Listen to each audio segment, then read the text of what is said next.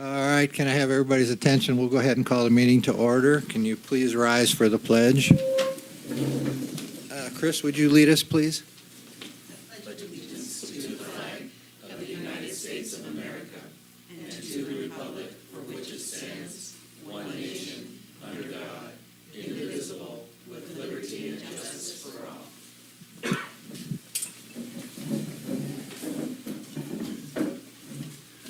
Okay, Laura, can we have a roll call, please? Director Fourcroy? Here. Director Millage? Here. Director Womack? Present. Vice President Sisenya? President Ohilsky? Present, yes. Sorry, my red light's on the back side here, so I couldn't tell if it was on or not. Okay, so with that, we'll go ahead and go to item number 2, which is the board officer election. Item A, the election of president and vice president. In regard to that item, I'd like to turn it over to General Manager Munns to have a few comments here before we move forward with that item, if I could. So, Thank you, Mr. President. First, I wanted to go through what our board bylaws say about the elections, and then I have something to read that I worked with Director Cessna about.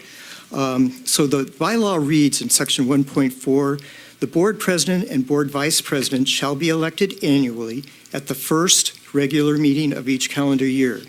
The board vice president shall become board president the following year after his or her election, barring a 4/5 vote to preclude such promotion. So Director Cessna and I had a meeting last week in which he expressed that he's indicated a desire to become the president, to move up from the vice president position for the upcoming year, but is proposing the change in officers be deferred until the next meeting he is able to attend, and that the current officers continue in their roles. It went on to say, this proposal would allow for Director Cessna to step into the president position as prescribed by the bylaws and appoint committee chairs and vice chairs, with the exception of the ad hoc committee on bylaws, which needs to be appointed today, and Director Cessna has agreed will consist of himself and Director Ohilsky. At the same board meeting, we would elect the new vice president. So with that, I'll turn it back over to the board and President Ohilsky for comments. okay, thank you. I also had discussions with Director Cessna about this very issue, and he's unfortunate that he's not unable to attend tonight, but he would like to be here when we elect the vice president, so that's why he's asking that we do that. So unless you guys have any question, I'll open it to public comment, and then we can take an action on it. Good evening, I'm Julie Tacker, and is that letter available for the public? This isn't a letter, it is a recount of a conversation. Oh, okay. Well, now it's public record. Sure. So I think people who might have just come in would like to see your notes on that. If that's Chuck's wishes, I think your board should concur and hopefully support that decision, and we'll see y'all next month. Do it then. Thank you. Any other public comment? Okay, seeing none, we'll close public comment and bring it back to the board. I don't think we need to do a secret ballot. Can we just have a motion and the vote? Yes. So if you guys would like to go along with Chuck's request, then can I have a motion and a second? I move that we defer the election of officers, and in the meantime, was there something written that I was supposed to read? In the meantime, keep the current officers until Chuck is able to attend. I second the motion. Can I just have that include that the ad hoc committee, because we have to have the bylaw ad hoc committee. will be With the meeting exception of the bylaw ad hoc committee, which will consist of Chuck and Marshall. Yep. Is that good? We have a motion and a second. Any more discussion? Okay. Should I take a roll call? Yeah, I guess I should. No? Okay. All in favor? Aye. Opposed? Okay, so I'll continue as the chair acting for this evening, and hopefully Chuck will be back next meeting. Okay, that brings us to the next item on our agenda, which is the presentation of the audit. Would you like to make an introduction? As a matter of introduction, thank you. First off, I'd like to, before we get started, thank our staff for this year's audit, and that includes some of our past employees, Ann Kudart, Liz Radvansky, and Renee Osborne, and our current staff of Laura Jose, and our contract accountant, Adrian, who all did a wonderful job on pulling this audit together.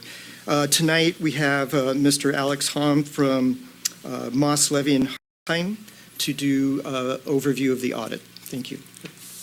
All right, good evening, everyone. My name is Alexander Hom. I'm from Moss, Levy, and Hartzheim, and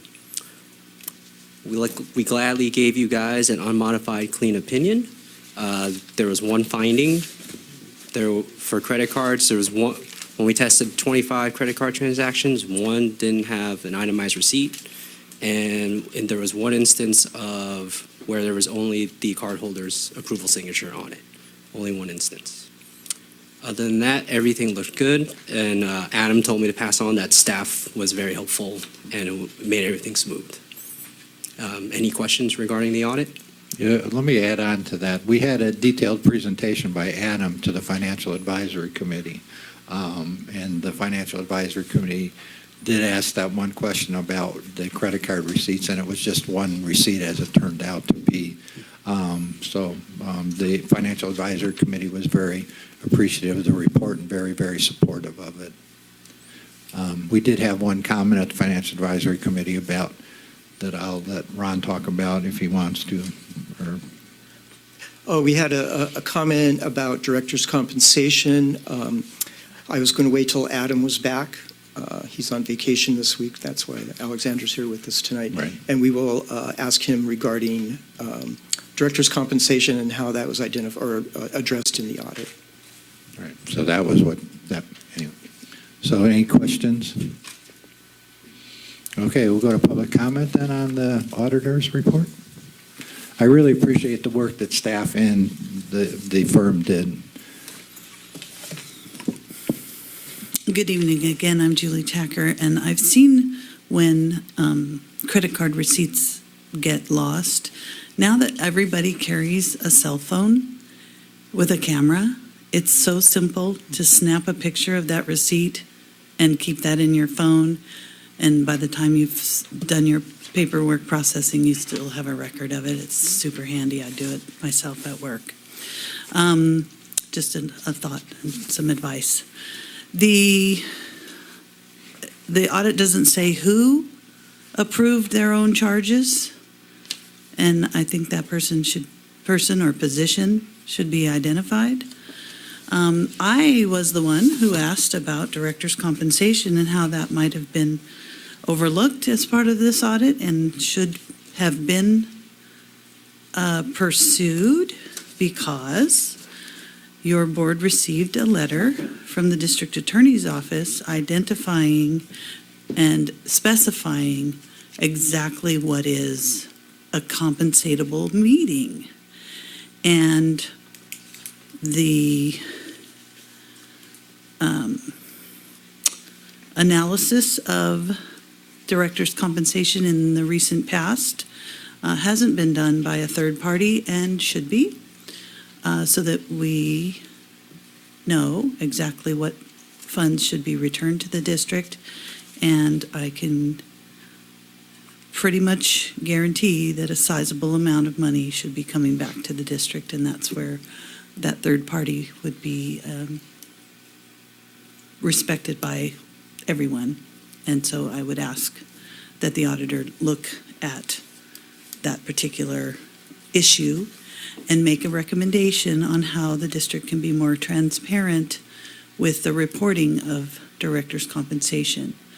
I have asked for a different way of accounting that money, and I don't know when that's going to start showing up in your board packets, but hopefully sooner as opposed to later. Thank you very much. Thank you. And oops, yes, Linda, I can't see. I don't have my glasses on. Good evening. Lindy, hi. Hi.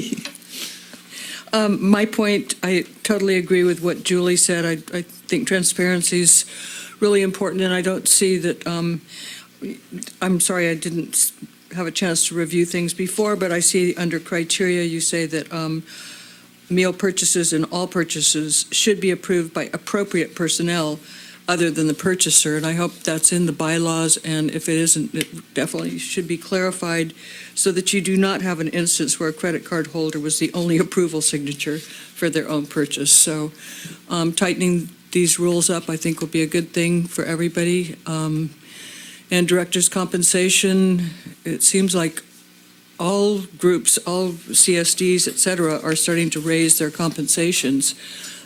But I also remind everyone that this is a little bit of a commitment, a community commitment too. So I do not like to see them expanding or enlarging a whole lot unless it's certainly a matter, but to go to a 15-minute meeting and then get $100 just doesn't, that's not appropriate. Thank you.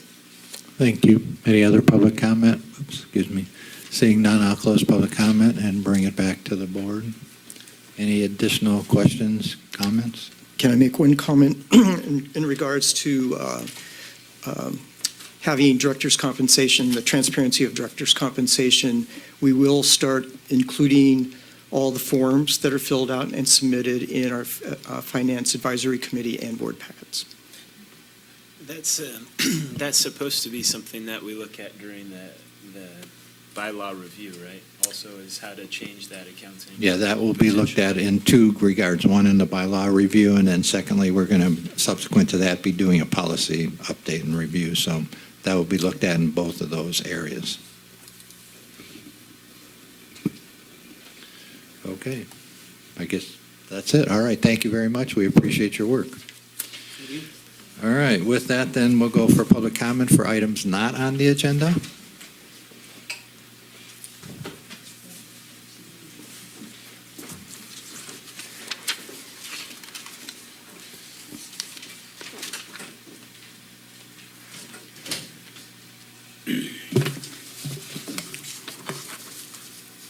I'm Ron DeZuba, and I live on 16th Street. I was assigned to the Cambria Air Force Station in February 1976 and was a radar superintendent until I retired from the Air Force in March of '79. In July '79, I was hired as a GS-11 electronics technician by FAA at San Pedro Air Force Station, California. In August '80, I transferred to the Department of Defense Air Force at Point Arena Air Force Station, California, as a radar technician until November 1983, when I was promoted to the radar supervisor and security manager until the site closed in March 1997. I then retired with 38 years in the radar business, with over 25 years supervising, evaluating, and training both military and civil service employees.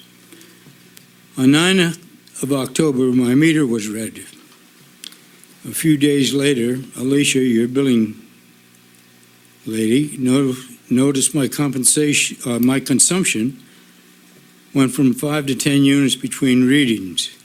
An employee was sent out to check my meter and saw a continuous usage of water and knocked on my rarely used main entrance, which is on the left side of my home, and the main door is kind of offset. Finding no one home, he hung a courtesy notice on my door and left. On 5 December, my neighbor, Chuck Cribbs,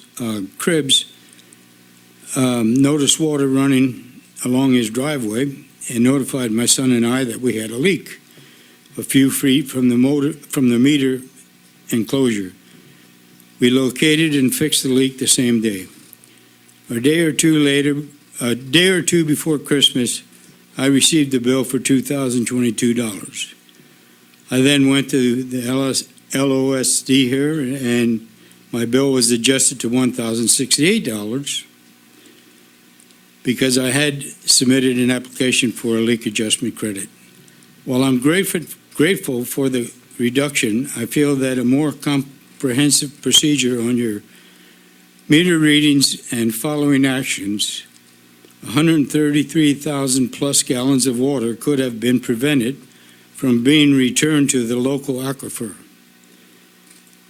I've met with Jose Acosta and Ron Muntz and was told that all the LOCSD was obligated to do was hang a notice on my door.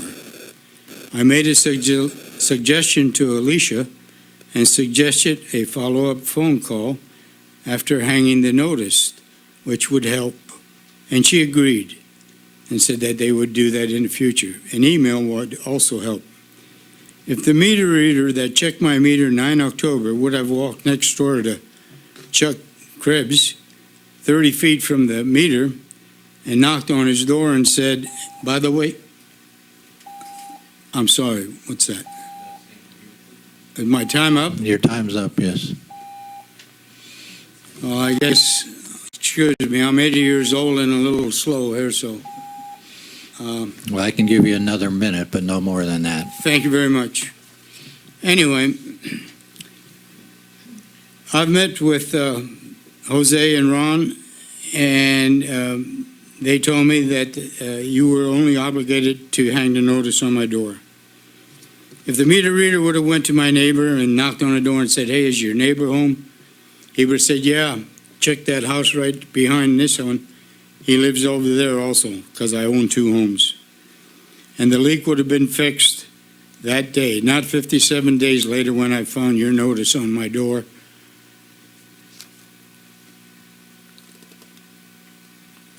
You are not punishing me for not seeing your notice. I don't think that is fair. LOCSD could be doing more, not the bare minimum. As a past president and board member of Point Arena Lions Club, our motto is we serve. LOCSD's motto should be we serve to conserve.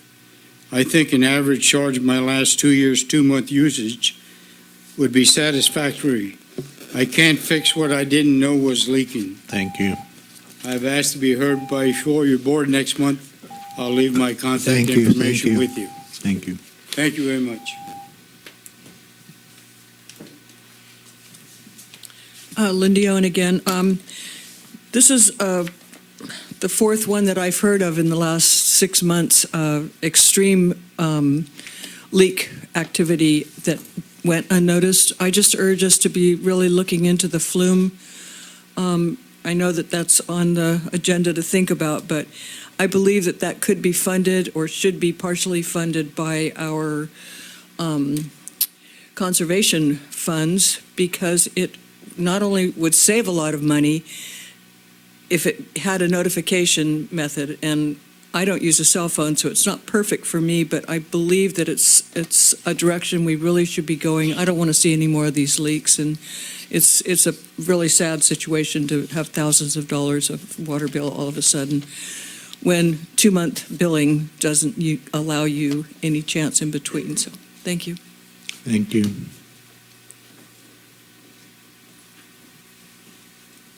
Julie Tacker again, and I don't know if all of you got a postcard from the county or any kind of notification, or it's coming very short notice for a very important meeting a week from tonight at Monarch Grove Elementary School.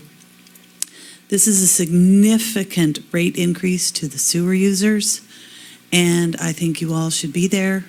We all should be there to hear the county give us the spin that they're going to serve up in a 218 process. This is a lot of money. And I just am disappointed the short notice. I think it's absolutely unprofessional. And, well, I'm going to be nice. So, see you all there next Thursday.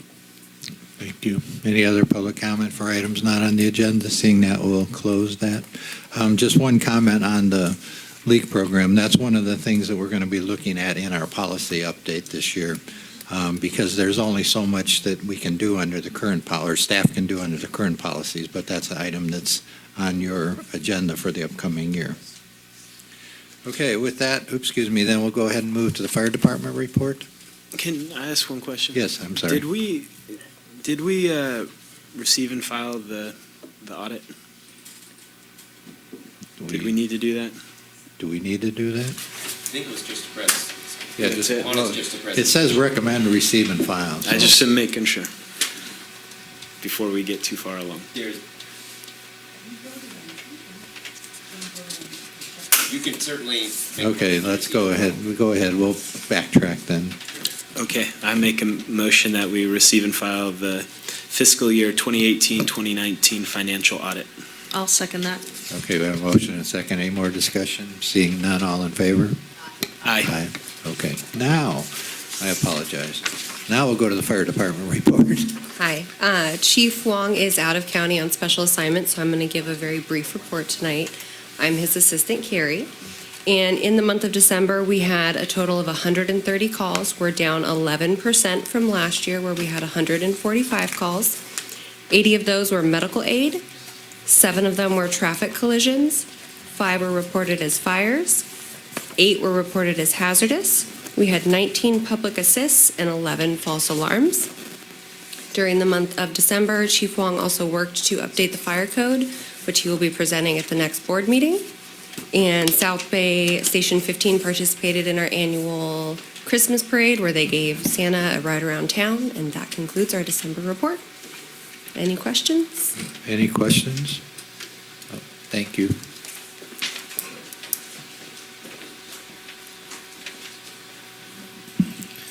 Okay, I'm sorry. We do not have any representative of the Sheriff's Department here, so we'll move straight to the Utilities Department report. Good evening, Mr. President, Board of Directors, members of the community. My name is Jose Acosta. I'm your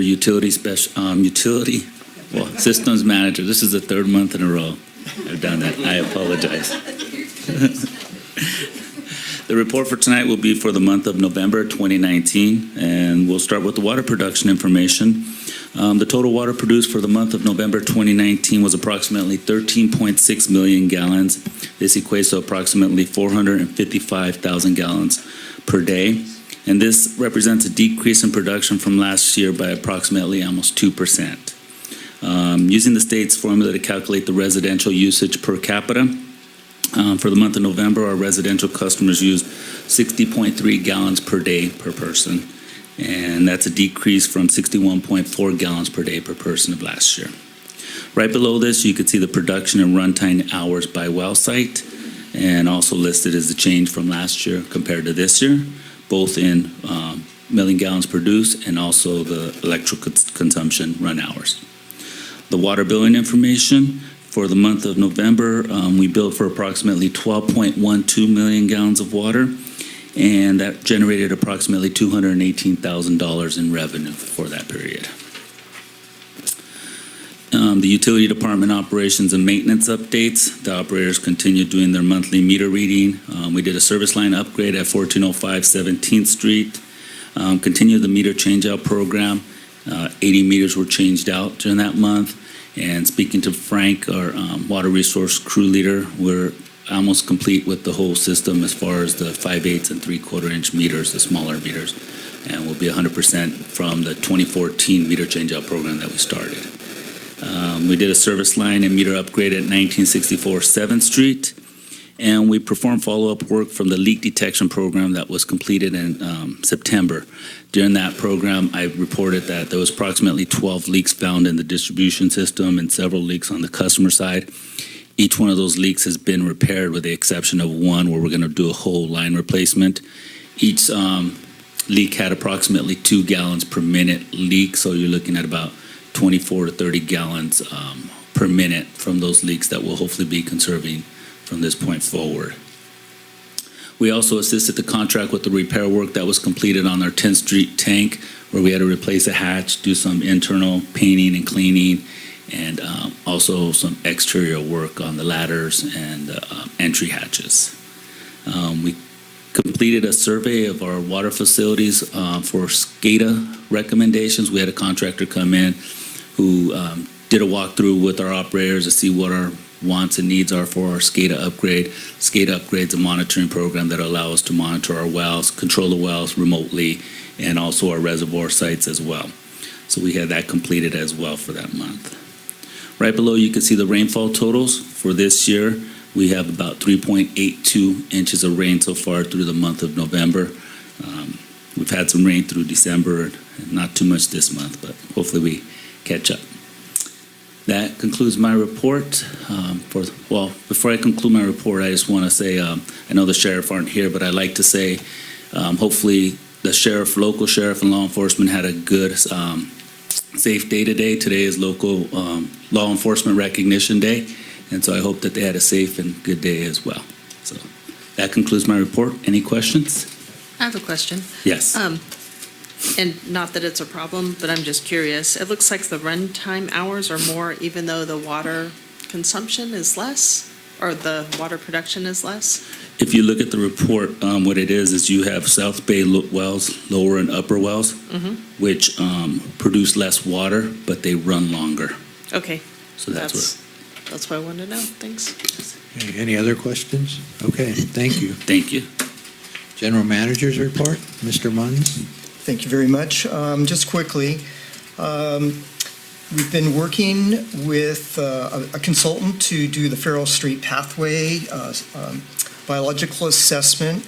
I reviewed the draft, and we have submitted that to the U.S. Fish and Wildlife Service for an opinion for no take for the pathway project. I think as Matthew and I reported last meeting, we're going to put the Pocket Park on hold, especially since now that we've found snails on that piece of property. Along those lines, Matthew, Director Fourcroy, and I met with Wallace Group to initiate some work on a preliminary design of the future dog park. Matthew Parker from Wallace Group is volunteering 8 hours of his time to do a preliminary design. That's part of Wallace Group's community service program they have for their employees. So we're looking forward to seeing that maybe in the next week or so prior to our Parks and Rec meeting. On the Basin Management front, we did have a Basin Management Committee on December 18th, which was Rob Miller's last day as executive director. Very interesting, though. The topics covered were the updates on basin projects, an agreement with INPE and engineering to, and a very interesting report from Spencer Harris on the lower aquifer nitrate and chloride trends. And finally, discuss some of the 2020 priorities and budget. There is a meeting coming up next week, Basin Management Committee meeting. Yep. Wednesday, the 15th at 1:30. Right. And at South Bay Community Center. And we will be talking more about budget and work program for the upcoming year. Yes, very good. And we continue to work at the staff level to help support the Basin Management Committee directors. And finally, we had a great holiday celebration here, which was paid by staff on December 19th, and everyone attended, even the fire crew. Thank you. Any questions? Okay, seeing none, we'll move on to the Los Osos Baywood Park Chamber of Commerce report, which I'm giving as the president of the chamber. So just a few items I want to go over. We had our Christmas tree lighting, which was on Friday, December 13th, which was a very good event. I want to thank Mr. Kreiser for bringing us a tree and bringing it out for our little Charlie Brown tree, which those of you who don't know, we have planted a tree which is still kind of teeny, so we're going back to bringing in imported trees until our tree gets bigger. So I want to thank Mr. Kreiser for that. And then the parade was on the following day, Saturday the 14th, with Needs and Wishes. I know Richard will give us a report on Needs and Wishes when he's here next time, but I heard that that event went very, very well. So then upcoming for the chamber on Saturday, on the 24th, we have our installation and our recognition of the Citizen of the Year and Business of the Year and Volunteer of the Year. That will be held on January 24th. If you're interested in attending, and I would encourage everybody to attend, you can go to the Los Osos Baywood Park Chamber of Commerce website, and there's information there on getting tickets to that event. But it's a very, very nice event, and we have dinner served, and so. That's the end of the chamber reports. Anybody have any questions for me? Okay, any outside reports, attendance that we need to be given? Nope. I know it was the holidays, so. All right, the next one is the appointment by board president of ad hoc committee to review and board bylaws. We already did that, so I'm appointing myself and Chuck as the bylaw committee. We'll be reporting back next month with our bylaw updates, our recommended bylaw updates. This is an annual process that we go through every year. We did that already, so I don't need to. I'll just reappoint myself and Director Cecina if I need to. Response to previously asked questions, do we have anything at this time, Ron? I don't believe so. Okay. All right, so does anybody want to pull any of the items on the consent agenda?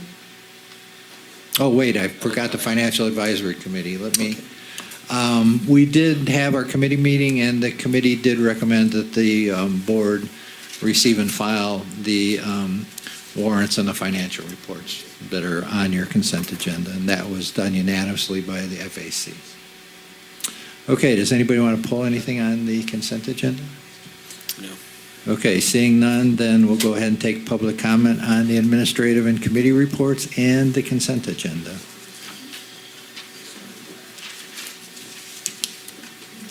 Julie Tacker again, just a couple of things. With the fire chief's report, Chief Wong has updated the fire code. Is the Emergency Services Committee going to be looking at that? That's what we used to do. I don't like seeing the Palisades well ticking up on its pumping, as you know, so see what we can do to do less of that. And I would just reiterate the Finance Committee did ask that the auditor look at compensation, so I look forward to that. Okay, thank you. Any other comment on this items?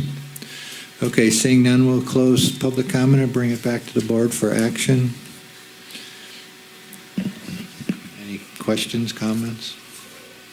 Well, can we have a motion, please? Sure. I move that we receive and file the reports and approve the minutes and warrant register. Approve the consent agenda as stated? Yes. Thank you. That's easier. I'll second. Okay, I have a motion and a second. Any further discussion? I don't think we have any resolution, so we can do a voice vote. Okay, all in favor? Aye. Opposed? All right, passes unanimously. Okay, we have general action items number 8. I understand that one of those items is being pulled. Is that correct? Yes, it is 8B, Okay. and we'll continue that to our February meeting. Okay. All right, so then we'll move on to item 8A, which is customer dispute regarding high water bill at 1539 9th Street, Los Osos. So can we have a staff report, please? Yes, thank you very much. In November, the Altons received a high bill for 50 units of water, which equates to $571.25. Their normal usage ranges from 7 to 12 units. The district procedures are, once we do receive our high-low report and a high read comes in, we do send someone out within the day or two to verify the read and leave a courtesy door hanger notifying the customer of the higher than usual water use. Our follow-up investigation confirmed the meter read was correct, indicating that the water had passed through the meter. The Altons contacted district staff, and a work order was then generated to have water crews read the meter 3 times over a week period. The results showed that the water usage was back within historical range, and no leaks were apparent or evident during this period of time. So there was no clear indication to explain where the water went or how it was used. This type of situation is difficult since there really is no explanation where the water went. Typically toilet leaks or irrigation could be a cause, but again, in this case, we don't know what happened. I want to remind the board, meters are a mechanical device that typically register less water as they age, not more, and that they don't typically fluctuate given pressure, fluctuations in the system. So basically, I'm saying they remain static and record water that flows through. The district's policy is only to provide a billing adjustment for water loss from leaks associated with the customer's water line, which is from the meter to the house. In this case, the issue is unexplained high water use. So alternatively, it's at the board's discretion if some sort of adjustment can be made under these types of situations. And with that, I'll answer any questions. Thank you. Any questions? And we do have the Oltons here Right. to make comment. Okay, so can we have your comment here? Introduce yourself for the record, please. Actually, my name is Michael Shires. This is my wife, Christine Alton. We're just basically baffled as to how we're pretty conservative in our water use, and I'm pretty vigilant about, you notice when toilets are running. If there was a leak in the yard, like the gentleman first, he noticed a leak in his yard. We're talking 30,000 gallons of water in a spike that we're trying to figure this out. How could that have happened with not us noticing it? We would have either seen a flooded bathroom, a flooded yard, or something to that, So we're just trying to figure this out. We never left the house. We've been here the last 2 months, didn't go on vacation or anything like that. So we're just mystified to how this could happen. And just to add to that, I brought this handy little thing that I got. So we had a major spike there in November. And the thing is, I know you only go back a year. I've been in that home for almost 30 years. I raised 2 boys there. We had a lot of water going on, a lot of showers. We did an addition. Never have I had a spike like this. And so it's an extra $427, 30,000 gallons of water. And somehow I put that blue stuff in the toilets. I checked everything. There was no leaks. There was no hoses outside, inside. Why didn't we see the water? Where was it? And then the other thing is, if we had seen, we never did see anything, and why didn't it continue? Why was it just that one spike? That's my question. I would love it if the board could look back at all my records. It's probably too much time consuming. But anyway, so that's all I'm going to say. Okay, thank you. Any questions? Thank you. Any other public comment? Okay, seeing none, I'll close it, bring it back to the board. I think what we've done in the past few meetings may be something that we want to consider again. And as I mentioned before, our policies only allow staff to do so much, so this is really a board decision at this point. So, Yeah, I think we should take the same approach that we took, I think that was in November, and issue the leak adjustment credit. Just implore them to keep an eye on that, because the water went through the meter, it went somewhere, so we got to figure out where that is. And because of sand, it kind of goes down. so you're going to make a motion then? I move that we, Grant them a credit for, grant them a leak adjustment credit for this. okay. Any more discussion? So we go back to their normal billing rate is what you're saying? Yes. Okay. All right. We'll apply the adjustment formula that we use for this type of situation. Okay. All right. So all in favor? Aye. Aye. Pass unanimously. Okay, future agenda items, I think we'll wait until Chuck gets back to do that. You're welcome. And then any closing board comments? I do. I have one comment. I just wanted to thank Jennifer Ferrangi. She's worked on our Parks and Rec committee for the last few years. She sent me her letter of resignation this week, and I just wanted to thank her. And she did a lot of great work for Parks and Rec. She definitely was the engine behind the rubber chip removal, and that was a huge effort. So I really wanted to thank her. I'd also like to ask that next meeting we agendize an appointment, because I have someone to appoint in her. We will do that for sure. Okay, thank you. Then with that, we'll be adjourned.